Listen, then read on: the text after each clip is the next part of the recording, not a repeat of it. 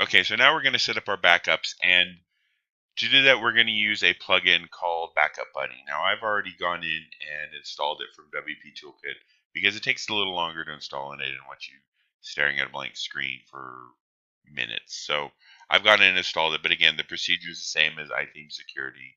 You find the plugin, you click install, and now it's over here in our install plugins.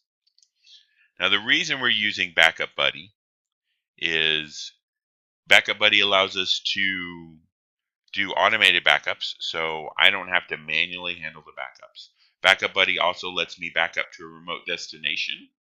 And finally, Backup Buddy is probably one of the easiest ones to restore to a new site.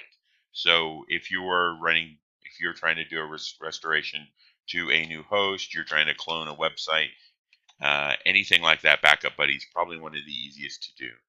So when we go into Backup Buddy the first time and asks us to run through the quick setup wizard, you can actually skip it. But I'm going to go ahead and do it right now because it sets a lot of the same basic stuff that we want. So we're going to we're going to put our support email. This is where it's going to email you notifications of any errors, which is what you want. You want an automated backup, but you want it to notify you when there's an error so you can go in and fix it. The next step is to assign a password to all of your backups. This way, people can't get into your backups without knowing your password. So if they get the file, they really still need the password. Where do you want to send your backups to? Now, so this is where we're going for our remote destination. So it's got a lot of options.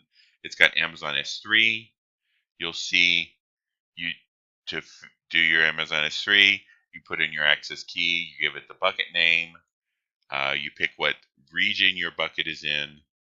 You pick the storage for backups. Reduced redundancy is usually better. It's definitely a lot cheaper.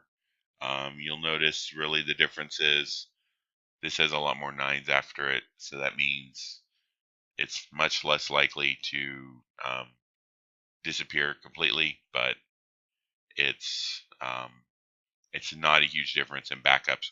We're gonna have multiple backups, so it's not really a problem. You can pick if you really want to be safe. You can pick that one. This one's a little cheaper per month. If you're gonna put it in a directory in that bucket, you can list it there. You can say how many full backups you want. Usually I give it 2 full backups because I'm going to do them weekly. And usually I do 7 database backups because I'm going to do those daily.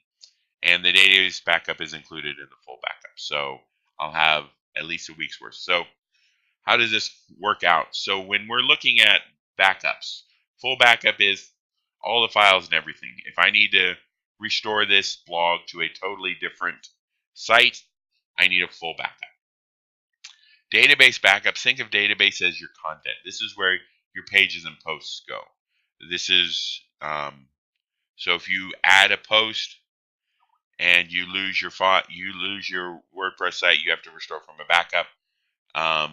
The database backup is going to have the contents. You could actually install the last full backup, but then install the even less database backup. So for example, if you lose your blog on a Thursday and you have weekly backups, you would install your last weekly backup, but then you would also install your Wednesday night database backup because we're doing database backups every day.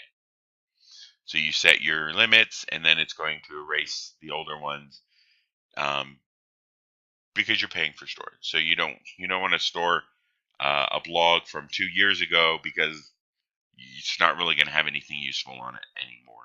That isn't still on the newer version.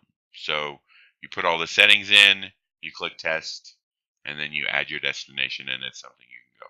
Again, you can choose Dropbox, and it will connect you to your Dropbox. You'll get a code, you'll put it in here, you'll authorize it, and then you'll be able to use that as a remote destination.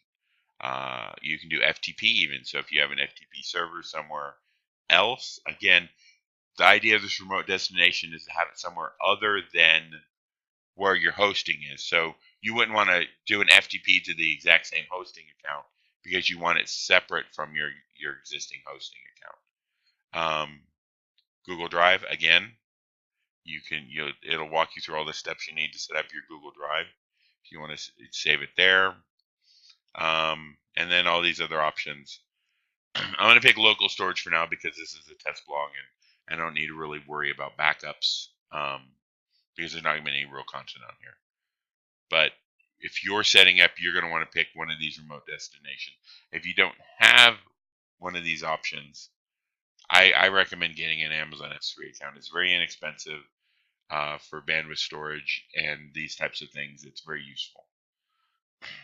And then you set your schedule. So you can do,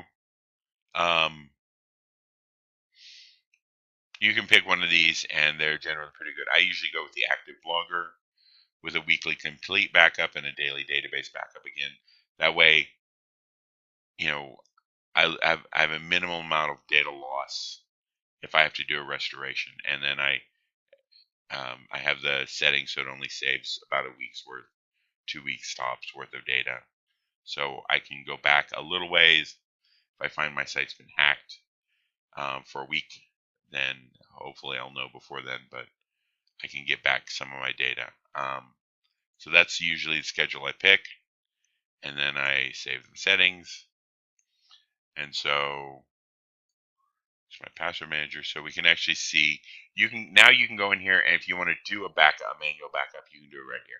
So you can do a database only backup. So this is going to be all of your settings, your pages, and your posts. Complete backup is everything. All the files of the WordPress install, all of the uploads, all of the media, all the themes, all the plugins, everything. Obviously, themes only is just that. You just did a themes backup, plugins backup, or if you just need your media backed up, you can do just these and it will do it. If you have a remote destination set up, you can check that, and then it will also send it to the remote destination. It's probably, yeah, it's going to error because I don't have one set up. But if you do that, you can also choose to delete the local copy, and once it's uploaded, it's successfully to the remote destination. Now, after the wizard, if you want to set a new remote destination, you can set one up here. You can just check the box. It'll bring up what we saw earlier. And if you want to change your schedule or set up a new schedule, you can see these are the schedules you have now. They're currently going to run at 4:22 and 9:22. If you want to add a new schedule, you can set the time. So if you wanted to set it, say, midnight, you could do that. You can add a remote destination. You can delete the local backup file after remote send success, and I do recommend you do that. You can choose the type of backup. You can give it a name. So every week I want to do a media backup separate from everything else. So maybe that's what you want to do, or maybe you want to do it daily. It depends on how actively you're adding content to your blog. If you're adding it every day, you probably want to have a daily database backup. If you're adding media every day, maybe you want to do a media backup more often. If you're writing a post every week, then you probably want to go with the starter blog backup, where you're backing up everything once a month, but you're backing up the database every week so that you only lose one post maximum. That's your kind of goal. You want to, how much data are you going to lose if you have to resort to this backup? You want to, justify that with the time and expense of storing all the extra backups. So that's kind of, our backup is set up. I'm kind of happy with the way it goes. I'll go back in here and set up an advanced, a remote destination later on. But for now, that's more or less how you set up your own backup. You get error notifications sent to you when there's a problem. You can customize the email. It's not really a big deal. You just need to know that something didn't happen right, so you can go in and fix it, or get somebody else to fix it for you if you're not technically inclined. But anybody can set up a backup. This is where we set the password. If you want to put it in a different location, there are a lot of settings in here. We don't need to get involved in that. Just, you want to schedule backup. You want it to notify you at your support email when there's a problem. You want that backup to go to a remote destination. Those are your critical issues, and we've got that set up here, so we'll be good to go.